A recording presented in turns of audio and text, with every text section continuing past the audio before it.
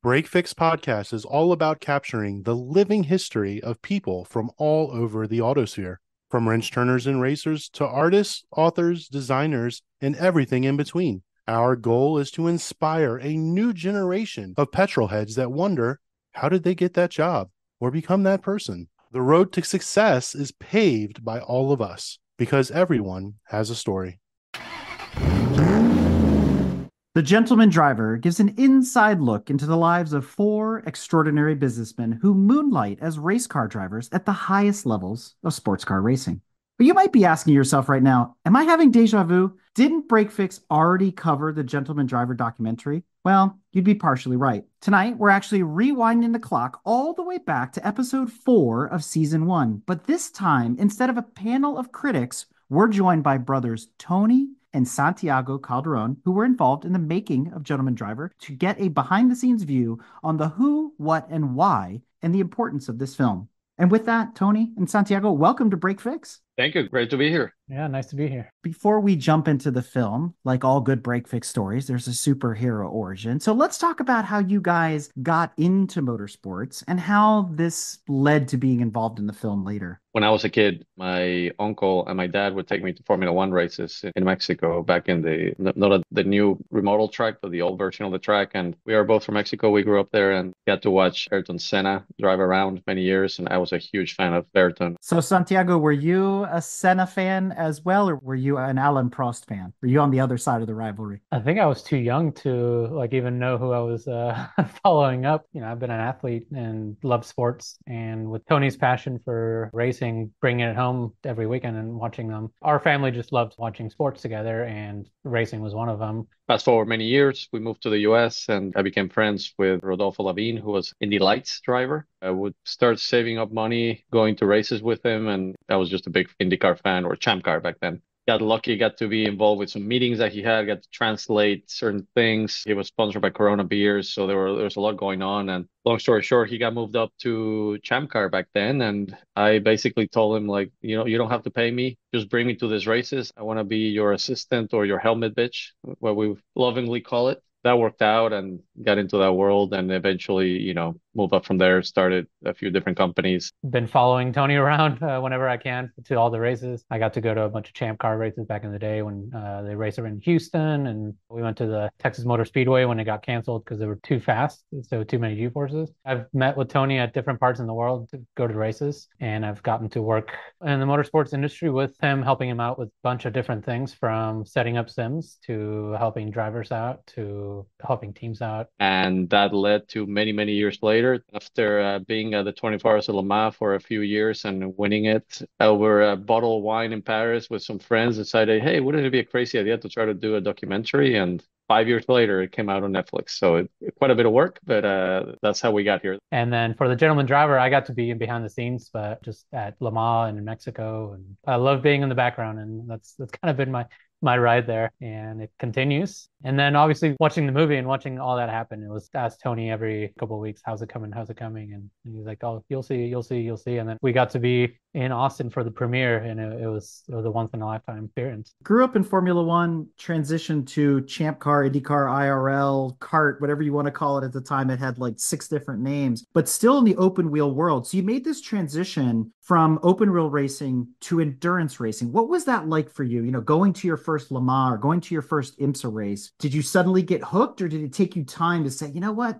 these aren't as cool as the Formula cars, or maybe more impressive than? Once you get into business, behind the scenes, they're not quite as separate. You see a lot of the same people, the same mechanics, engineers, drivers, PR people. So for me, it was after Champ Car and IndyCar joined or merged, right? The team I was working for, which is Forza Racing, disappeared. So then I was looking for a new job and everything. And one of the drivers I was managing, David Martinez, who was one of the up-and-coming Mexican drivers, he was out of a ride. So an opportunity came up for him to race at the 24 Hours of Daytona with a young team. So I helped him put that together, and that was my first experience at Daytona. That was in 2009. I was kind of hooked, and I realized, wow, there's a huge amount of opportunity here on the business side to do a lot of work. I don't really consider it like, well, you're one or the other. It's just like for many, many, many years, including now, you just kind of do it all. At least sports cars and open wheel. Once you get into the NASCAR world or rally or MotoGP or something like that, that is a little bit different world.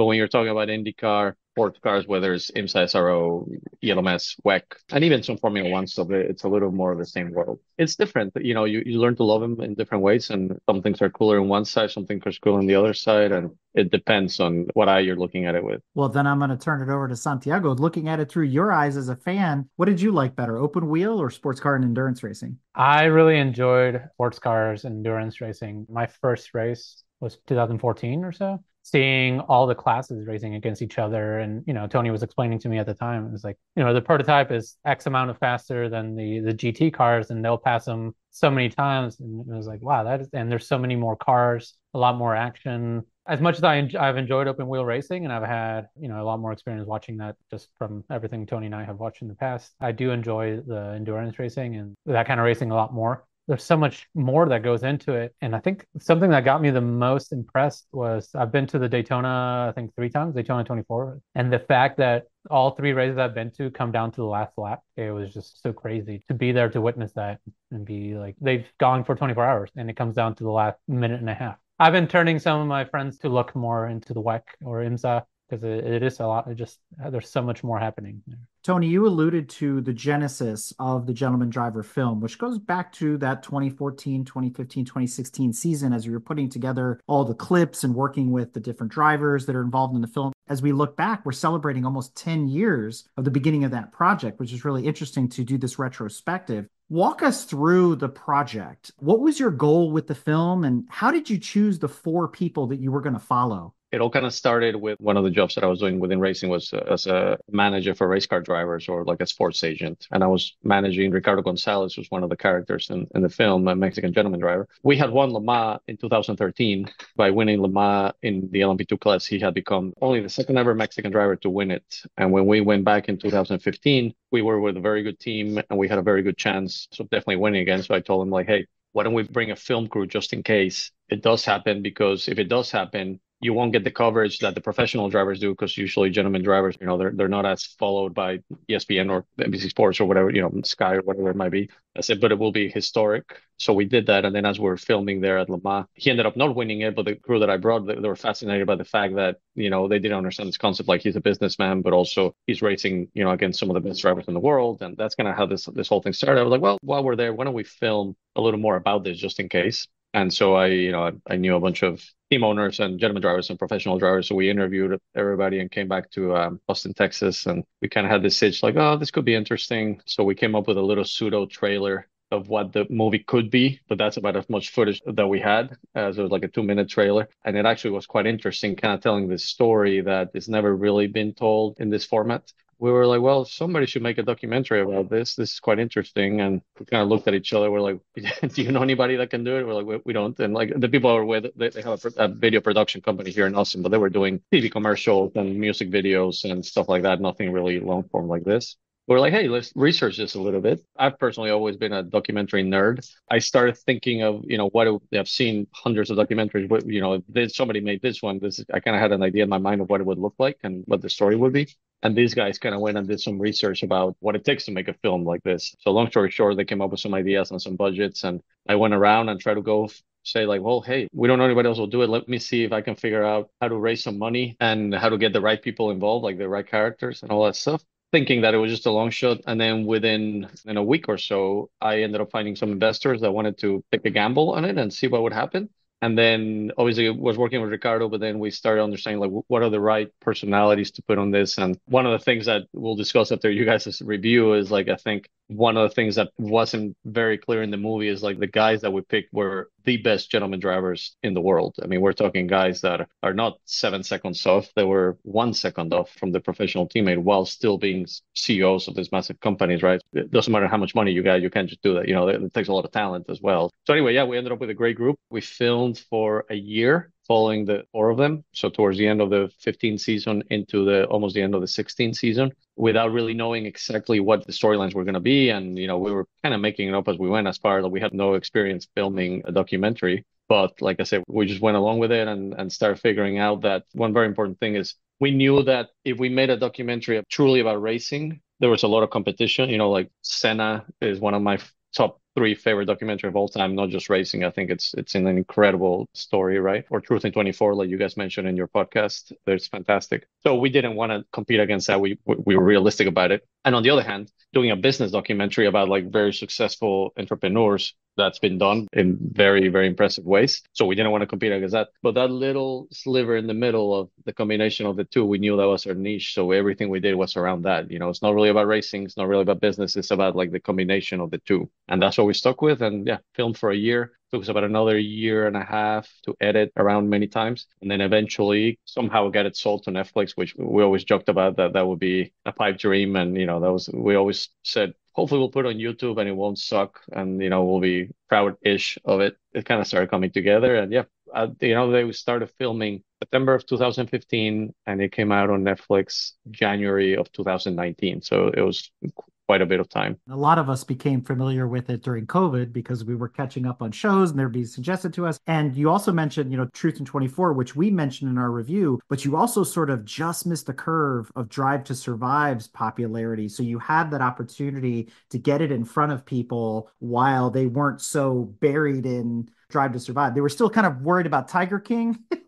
but not so much other racing documentaries at the time. I will never be able to have this answer officially from Netflix. I know from the grapevine that one of the reasons that Netflix wanted this came out, actually, if you look at the dates, came out exactly a month before season 1 of Drive to Survive came out. One of the reasons Netflix wanted something like this, they wanted something that would be good, that they could put on to have shoulder content for Drive to Survive, which is a massive production, obviously, right? So it ended up working out great for us because obviously we had minimal marketing budget and no experience in how to market these things. However, Drive to Survive, by being huge, I think like what happened to you guys, if you watch this, then you might like this. It drove a ton of people to watch our movie. So that worked out pretty well. The four people that you followed during the course of the documentary are former CEO and president of Patron, which is now owned by Bacardi, which is Ed Brown. Then you had Ricardo Gonzalez, who you were close to as his manager, and he was the chairman of the board at Arkansas State University in Mexico. Then you had Mike Gauch, who's the CEO of Molecule Labs, and then finally Paul Dalalana, who's the CEO of Northwest Value Partners. Two questions here. Santiago, as you're behind the scenes, who was your favorite of the gentleman drivers that you saw Toni interacting with, or maybe you got to meet? And then secondly, let's follow this up with, where are they now? I got to hang out with Ricardo a lot because I was actually in Sweden for a lot of those seasons. When they were doing the WEC in Europe, I got to go to Silverstone, Spa, and to Le Mans. So I got to see a lot of behind the scenes of just Ricardo and hanging out with him and going to dinner with him. And he's a Mexican. So I kind of had just like this quite biased view on it. I think I met the other guys maybe once just walking around. Yeah, Ricardo was my boy. Obviously, the race in Mexico, I was there for that. Funny enough, I was there for our cousin's wedding, which Toni couldn't go because he was at the race. But during the wedding, I was following, and they ended up winning that race. So I was in the middle of like the dinner party. I was like, oh, yeah, they won. And I was like looking at me. And, I had an investment in knowing him and knowing his co-drivers. Ricardo is my favorite. So, Team Ricardo. So, Toni, you had to work with all four of these guys. So it's been a bunch of years. Where are they now? What are they up to? Are they still racing? You know what? The only one that is still racing, as far as I know, is Mike Gouache, but he's racing go-karts. He kept racing, then unfortunately had quite a bad accident in an LMP3 car in Silverstone, broke his back. That was in ELMS. That kind of stopped his racing, but that guy's a beast. He's now back. He lives in California, and I know like he races go-karts pretty often. And then Ed Brown sold Patron. Obviously, he's involved with a lot of different organizations and doing many different things. Paul Dalalana was the one that stayed the longest, and he's been very successful. And I believe he just announced that last year was his last, at least full season in racing. And he was doing a lot. He was doing, for many years, he would do WEC and then do a bunch of IMSA races as well. And then Ricardo, after we finished the movie, and there was a lot going on. If you've seen it, we started a team, we promoted a race in Mexico. It was quite a bit of work, but then at the same time, he was starting this humongous project in Mexico, which is starting a new university. So he retired after the year that we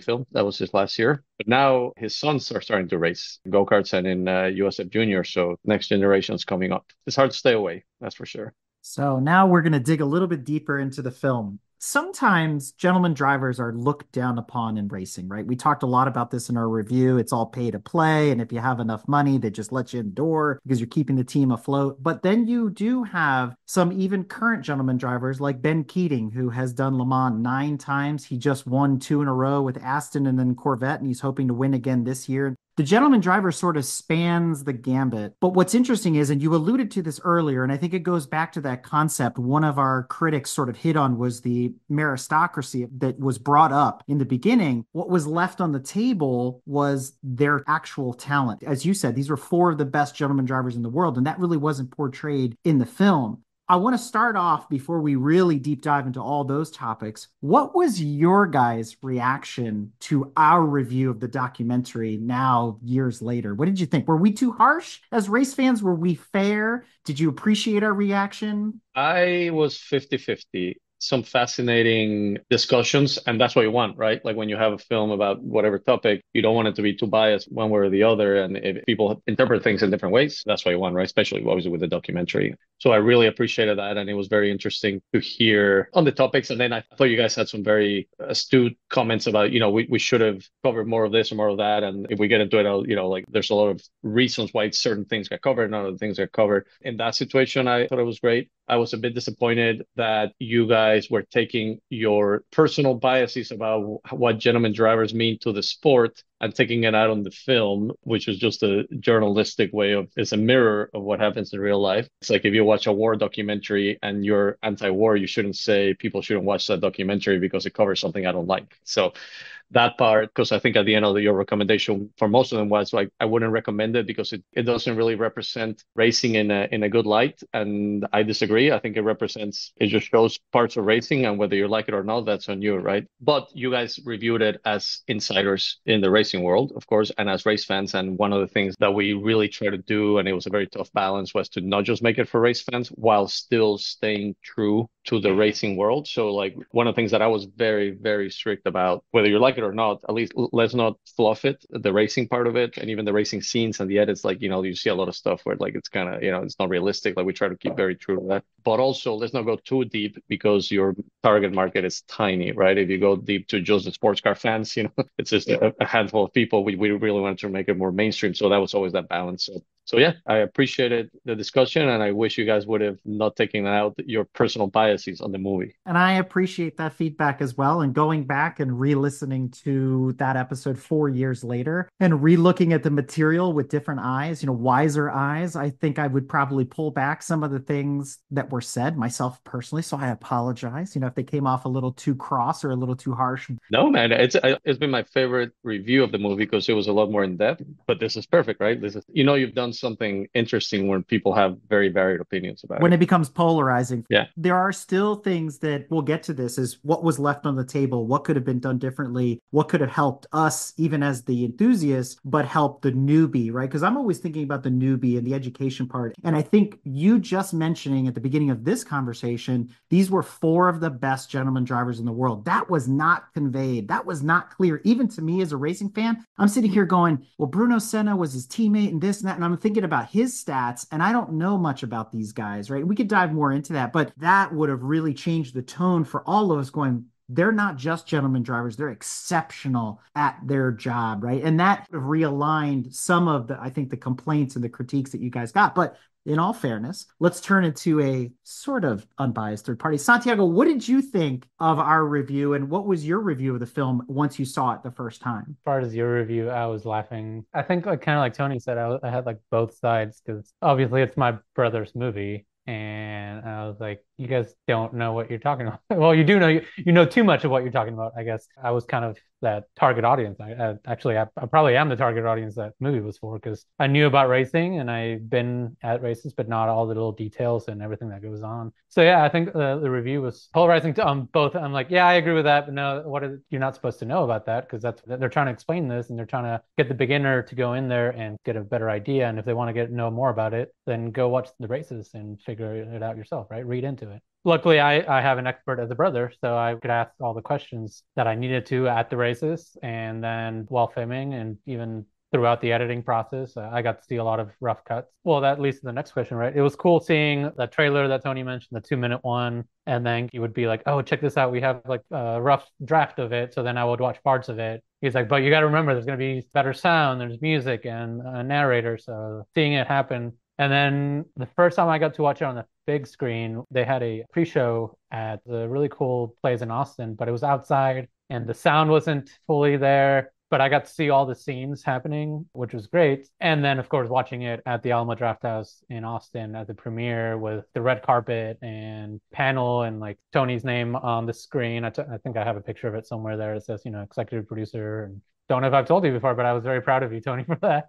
And especially, again, having been in the background and kind of seeing everything happen. And first time I get to do that for any kind of movie, just being like, oh, I was there. I was that scene. I was behind the camera guy. But at the same time, it's up in the screen. It was accelerating in a good way. One of the bigger comments that was made throughout the film, and I think I asked my critics probably a half a dozen times throughout the course of that podcast episode, the show portrays racing as a rich man's playboy sport. Does this turn off the grassroots enthusiasts or inspire them? I felt like I was badgering the witness a little bit as I went back and I was like, man, how many times did I ask him this? And nobody really answered that question. So I'm going to ask you guys, the way it was all put together as a, let's say, up and coming racer or somebody that's like at SCCA or SRO working their way up, they see the gentleman driver. Did you design it to try to draw them in or inspire them? What are your thoughts? One of the things that you guys were totally right. I don't think we, looking back, expressed enough like how like these guys were the 1% of the 1%, which is the 1% of the gentleman drivers, right? There's gentleman drivers in all levels. Like you guys, you can take your Porsche out on a track day and do that, but what driving an LMP2 car and winning Le Mans, that's a whole different thing, right? So they're the top of the spear. And I don't think we expressed that properly for sure. We did try to find a balance between not just making like, well, look how cool these guys are. They're so rich and they drive the fastest, coolest cars and they got a bunch of money and they fly in private jets. Like we have to show that because that's the reality. But also on the other hand, we wanted to show like, yeah, there's a bunch of people like that, but there's only 4 of them that are at this level that are racing, So it's not just like having $100 million or having $100 billion doesn't make you a faster driver. And to be at the level that you have to be here, you really got to try, right? And that's that concept of meritocracy, where it doesn't matter how silver the spoon is, how deep your bank account is. If you don't have the talent, you can't buy your way to the crown at Le Mans. And one of the things we're trying also to show, but like you guys mentioned as well, like to become as successful as these guys are, you're a special personality, and you're probably polarizing in many ways, in social ways. However, one of the things we try to show, and it goes to I know you guys talked about imposter syndrome and stuff like that, is like, look, this guy might run Patron and might have however many thousand employees, and everybody basically sucks up to him and probably never says no. But when he steps in the race car, his 23-year-old teammate might tell him, who makes $50,000 a year at best, probably might tell him, you suck and you got to get your stuff together. So we were trying to find like that balance of like changing completely, being from the CEO to being the guy that gets told that you got to do better because you're the worst one there. We thought that was a very interesting balance to try to show, and at least to find different angles, right? To show that once again, like, yeah, you can be rich and famous and successful, but it's still. Okay. So I'm glad you brought that up, because I know I made the comment about how Bruno Senna is in the background and this and that. And I'm like, if he said 2 words the entire film, that was it. And I wonder if that problem that you've kind of presented there for the audience could have been solved by showing maybe an over-the-shoulder shot of Bruno and Ricardo talking, going over data. Like, this is where you can prove, this is where you're breaking it. I know it's very technical in the weeds racing, but when we compare that to Dr. Art Markman,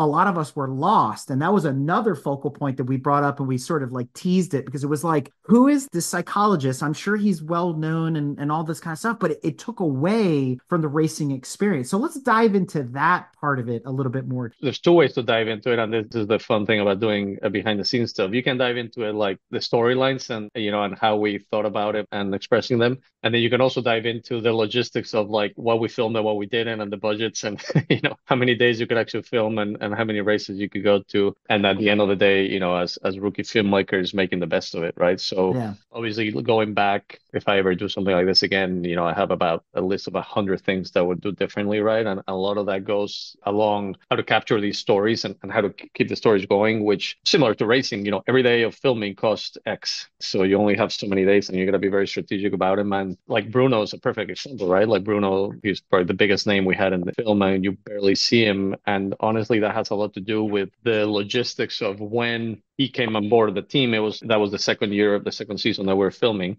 And technically, we only filmed, it looks like we filmed the whole season. We actually only filmed 2 races that year. We filmed the Silverstone race, which the team won. Great. It was great to capture. And then the Mexico race, which it also won. Like, so that alone, like the documentary gods aligned the storylines for us in that sense. But we just ran out of footage to have any from Bruno. And we had this tiny little camera crew that was filming, not just Ricardo and Bruno and Philippe Albuquerque, and that's it. But then we were also filming Ed and Paul and Mike. There were a lot of things that happened that we just didn't capture. We're like, well, damn, that would have been great to capture. We had another film crew or we had another race to film. So that was on that side.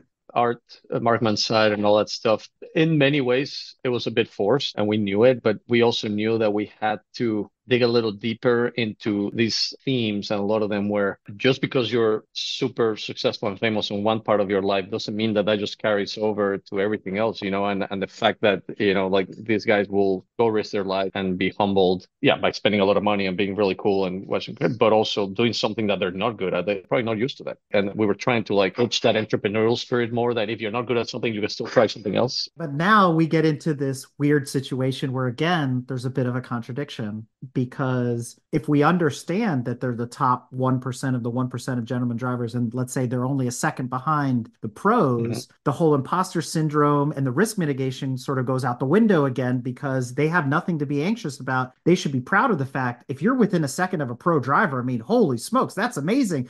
If you were 7 seconds behind and then going home with the Le Mans trophy, and I think we explored that a little bit in our review, that's where you could say, okay, you got the imposter syndrome, because did you really win? Did you really earn that trophy at the end of the day when the other guys are doing triple your stint and they're spending all the time in the pit and with the engineers and you're just told to show up and this is when you drive and you go home? So there's a fine line that has to be walked here to make it believable for the audience. Imposter syndrome happens to the top. Everyone has imposter syndromes. Saying, oh, just because he's 1 second off, he shouldn't have imposter syndrome. Even Bruno Senna has imposter syndrome. Even Ben Keating has imposter syndrome. That happens to the top athletes. Tom Brady had imposter syndrome for a while, in every sport. I remember in the review when you guys said that, I was like, no, everyone has that in like the sports performance. Probably the most common thing. They may just not show it. They have the confidence and the swagger behind it, but a lot of them are thinking, what the hell am I doing here? How am I still top of the game? Like I said, this is something we didn't show the right way in the movie, but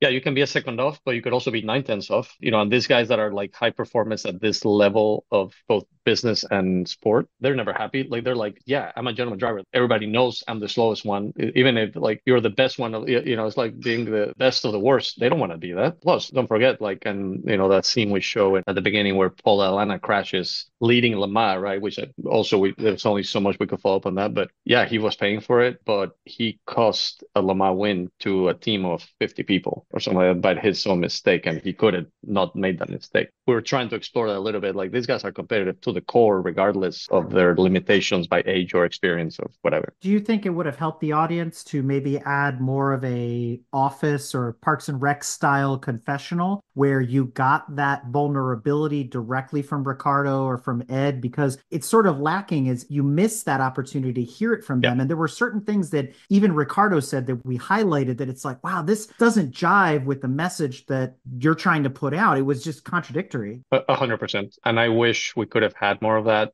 And like I said, honestly, it comes down to one, inexperience in filmmaking. Like as producers, like you got the guys that make this amazing documentary. They've interviewed 100 people and they know how to get this out of them, right? Also, these guys were pretty guarded at first, which I know you guys mentioned in your review. Actually, like a fun behind the scenes story. The scene of all of us having dinner, which ended up being a scene that goes throughout the movie, and we used it to tell different things. I love that, by the way. That got used again later. I think you guys influenced Motorsport TV. They did it with Michel Mouton and David Coulthard. The Heroes documentary. Yeah, that was actually, and I know the guy that made that is the guy that made Senna, who I got to know a little bit. He helped me a little bit unofficial with some advice for this. So that was pretty cool to see. But that was the very last thing we ever filmed, and it wasn't in the plan. It wasn't in the budget. I had to come up with a bit of magic at the end of the filming because we knew we were missing a lot. Not only something that would connect some storylines, but also I would tell my producers, I was like, I know these guys are way more open and way more laid back and way more just honest than what we've gotten on TV, but they're not used to being filmed with all that camera. And how do I know that? Because I've been out to dinner with them, drinking wine and, and talking about whatever. So then we're thinking, well, why don't we just go out to dinner and drink wine and talk about it? And that's how it came about. And we got a little more of that. So looking back, I would have done many more of those scenes or figured out a way to like kind of get behind the skin a little bit more. I really enjoyed that. I think that's one of my favorite parts is going back to that dinner scene. And as mentioned, they did seem uncomfortable even together there at the table. So it didn't feel forced, but it was just sort of like, man, these guys need to relax a little bit. A couple more bottles of wine. We had a director of photography and sound people. They're like, well, you can't be cutting steak and drinking wine. And what about continuity? It's going to look one scene that you have a full glass of wine and the next scene less, and the steak's going to be on the table. And I was like, I don't care. Don't worry about it. This is an indie documentary. Nobody's going to judge us on continuity. They're going to judge us on the story we tell. So I was like, I don't care. And if it's loud and there's like tinkling of the fork, I don't care. Let's just try to get the most out of it. It's my favorite scene also. And I love the way our editor used it as the spine of the story to tell it. I don't know what we would have done without it. I don't know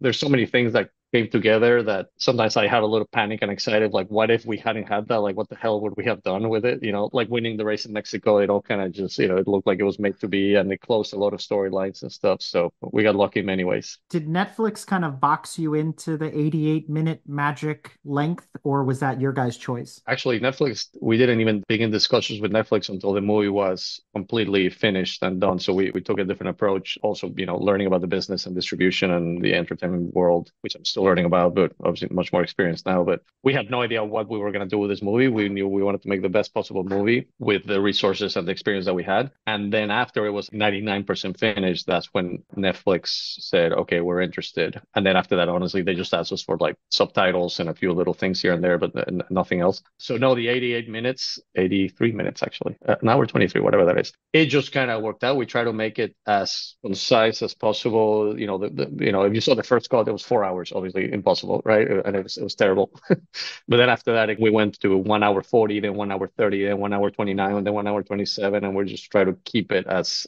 much as possible. And looking back now that I've watched it, a few years later, I would have made it a little bit shorter, but it is what it is. Shorter? I would have advocated for making it longer. Add 20 minutes back into it. If we had it, we didn't know what else to put in it. There's one other big critique that the panel made about The Gentleman Driver, and it's right on the nose. It's right in the title, The Gentle Man Driver. Mm-hmm. And one of the questions we bring up on this show quite a bit is diversification of the paddock. And you can take that however you like. So in this case, where is the gentle lady driver? And more importantly, how do we entice more people, especially women, to come into racing? So this is a perfect example of what I said at the beginning of the show. Like, I 100% agree that is the case. However, that is not necessarily a reflection, in my opinion. Like, we were just showing what the reality is. And it wasn't like we were like, let's just have a bunch of guys and no females in this movie. Like, they were just within the world that we were in. And, and like I said, getting into logistics and budgets and all that, there were absolutely zero women that we could follow that were general women drivers or general lady drivers, whatever you want to call it. However, I 100% agree, and some projects that I've been working on nowadays address that much more. And I think, and it's crazy also, what has changed in the world from 2015, from when we started filming this to now. So I 100% agree with the critique of that as a sport. I think it's a little unfair to critique the movie on that because, it's, like I said, it's putting your bias in front of the review, but that's fair. I get it. And where is it? I mean, we all know racing is not the most diverse sport. I think it's gotten much better. And a lot of the organizations, like you see IMSA and IndyCar and pushing scholarships and diversity scholarships, stuff like that. And then you see now in WEC, there's a lot more female drivers, but still far behind, right? So I do think the sport needs to continue pushing that. There's a lot of fantastic drivers out there. I've gotten to be personally involved with some really cool projects lately, much after the movie came out many years later, to create opportunities for female drivers. And I love it. And I think think I 100% agree with you guys. That's highly lacking in the sport, and hopefully we'll see some changes. I don't think it's fair either to say like, well, whose fault is it? Like, I don't think there's anybody, I don't think most people out there are necessarily trying to hold anybody back at all. That it's a universal thing, right? It comes from the beginning. There's not enough girl karters. So then at that point, there's less opportunities to move up, just like you see in other sports. And then I think there could be a lot more sponsorship that could help. That would help a lot. That would help bring women along. But then, one of my dear friends, Beth Paretta, she has her IndyCar team. What she's done is incredible. And she's proven that you can have not just a female driver, but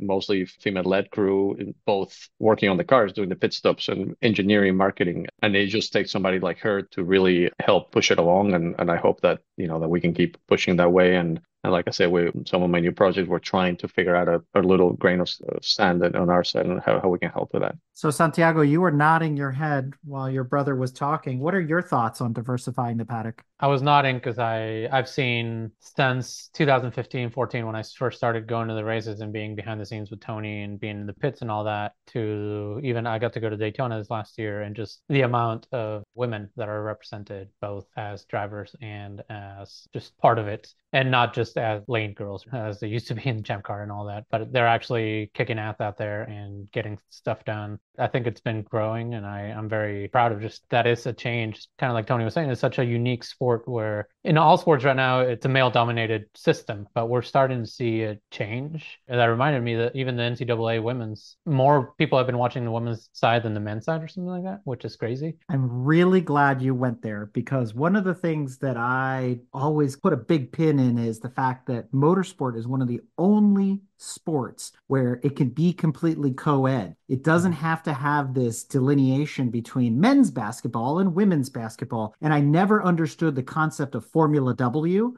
Why can't these women drive Formula cars? I mean, Lynn St. James broke records 40 years ago in IndyCar, being Rookie of the Year. And there's been plenty of other women like Michelle Mouton and others that have set records around the world. They've proven that they can do this.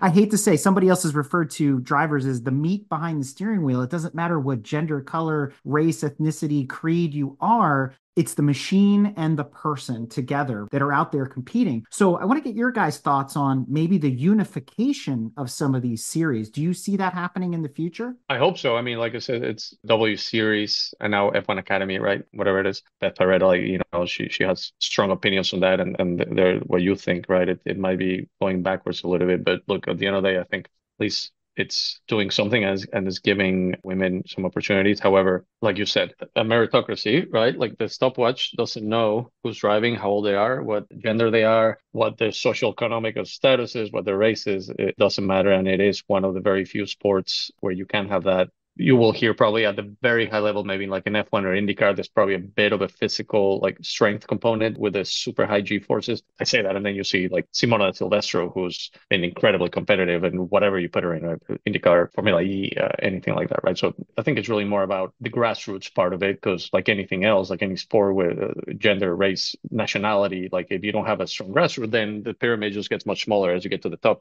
I hope that we see more of that, and I think we will. I'm very optimistic about it. I think, is it like 40 years of Title IX? So like that's bringing up, women are behind just because of the gender systematic roles, and I think more exposure. And I know some of the Tony's projects and other projects going on, I think those are creating opportunities and exposure for women to be top level and not just be a gender role. And that's why organizations like Women in Motorsports North America also exists. So partnering with them, which I know Beth is a part of as well, is fantastic. And they're doing, you help women achieve in all different disciplines of motorsport. Really looking forward to seeing where that takes itself in the next couple of years, because it's only a couple of years old now. So it's still in its infancy and continuing to grow very, very quickly.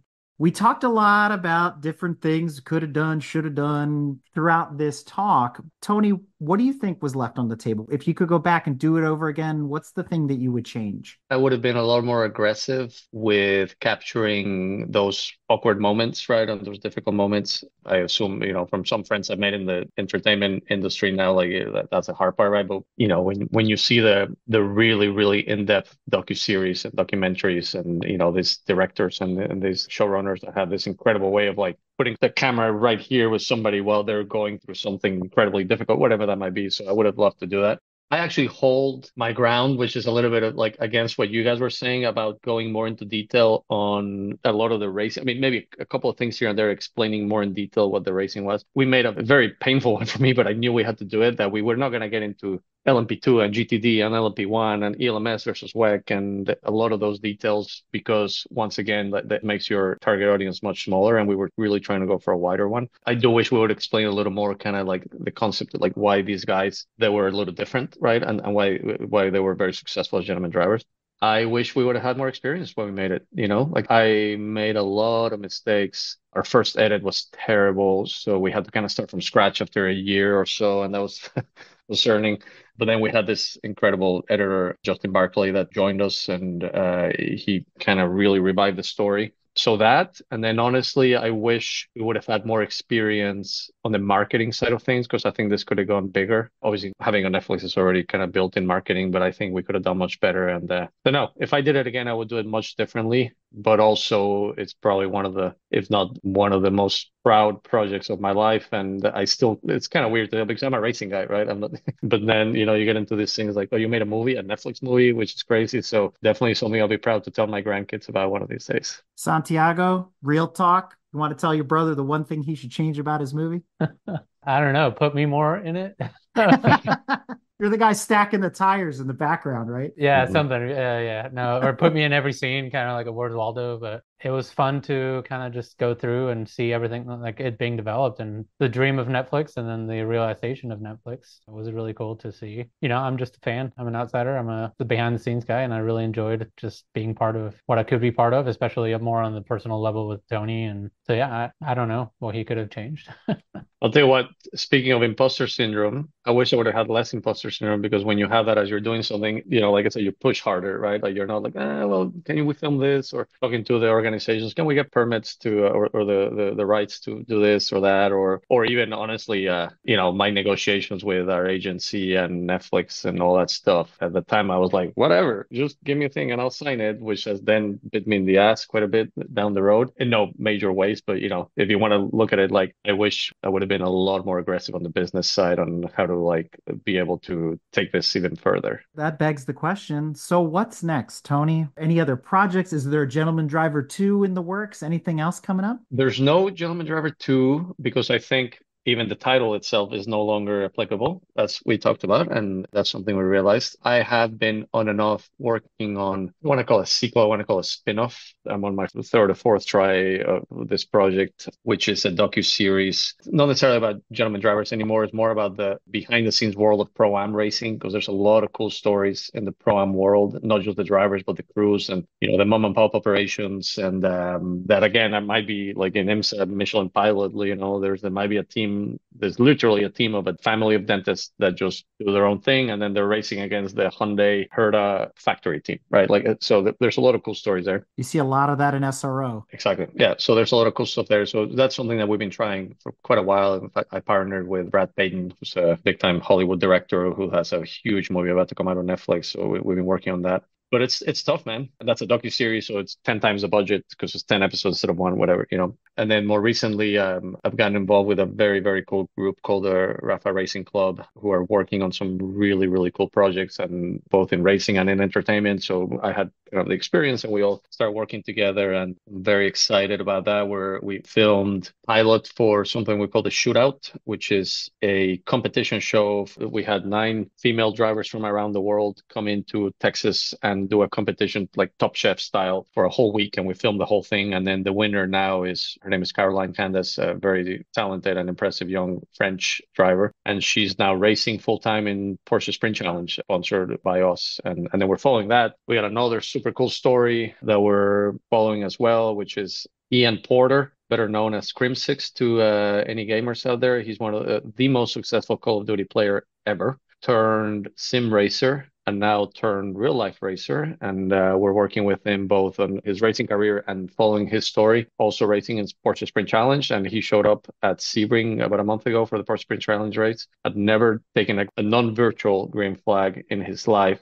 And he led every session, qualified on pole position, led every lap, won both races. So that's quite an impressive story and that we're capturing as well. And then there's a bunch of other projects that I can't talk about yet, but you'll probably hear a lot from the Rafa Racing Club and Driven Studios, and just happy to have a bit of involvement in it. So, Santiago, do you see yourself teaming up with Toni again or working in the shadows behind the scenes? What's your involvement in the motorsport world in the future? Well, I think as long as I've known him, I've been chasing him or been helped by him. So I tell him, let me know what's next and I'll try to show up for it. I'm sure you're going to see me at a bunch of races with him and whatever he's doing, whether I'm his personal assistant or helping his drivers or something.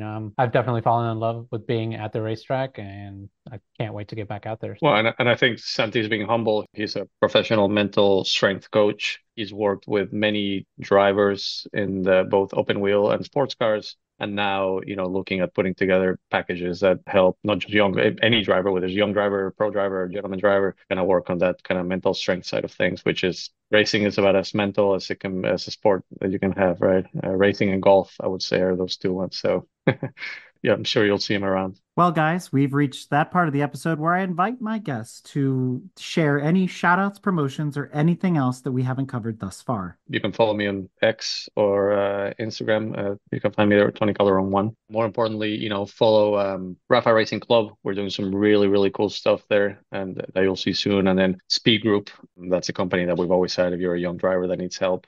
Camel Wave Performance, that's my mental strength coaching. And I'm also partnered with Speed Group. So yeah, just follow me on Instagram, on X. I'm just going to be around Baltimore trying to survive. The Gentleman Driver follows four men through both their business and racing lives, learning about what makes them unique, how they got where they are, and how they deal with their two lives. The men featured in this film are at the top in both business and in the racing worlds. They are true outliers. In case you missed it the first time around, you can learn more about the documentary by visiting www.thegentlemandrivermovie.com or stream it on Peacock, Tubi, Vudu, Plex, Philo, Amazon Prime, and Apple TV. And you can also revisit the social media handles at Gentleman Driver Movie on Instagram and Facebook and at TGD_movie on Twitter and X. And with that, gentlemen, I can't thank you enough for coming on Break Fix and sharing your story and this retrospective on the Gentleman Driver with all of us. And I have to say, I think looking back, we've all grown and we've all learned, not only from our movies, but as a podcaster, I always apologize for my first season of the show. So thank you for being part of this. Thank you for sitting down and going back over this, having this reunion. This has been absolutely fantastic. And I can't thank you guys enough for sharing this corner of the motorsports world with new petrol heads and enthusiasts out there, but also continuing to spread motorsports enthusiasm. So keep up the good work and we'll stay in touch. No, I appreciate what you guys do. Thanks for having us on, and we'll keep you posted. And whatever new project comes up, let's see what the review is. Yeah, thank you. Thank you. Thank you. We hope you enjoyed another awesome episode of Break Fix Podcast, brought to you by Grand Touring Motorsports. If you'd like to be a guest on the show or get involved, be sure to follow us on all social media platforms at Grand Touring Motorsports. And if you'd like to learn more about the content of this episode, be sure to check out the follow-on article at gtmotorsports.org. We remain a commercial-free and no annual fees organization through our sponsors, but also through the generous support of our fans, families, and friends through Patreon. For as little as $2.50 a month, you can get access to more behind-the-scenes action, additional pit stop minisodes, and other VIP goodies, as well as keeping our team of creators fed on their strict diet of Fig Newtons, gummy bears, and Monster. So consider signing up for Patreon today at www.patreon.com/GT Motorsports. And remember, without you, none of this would be possible.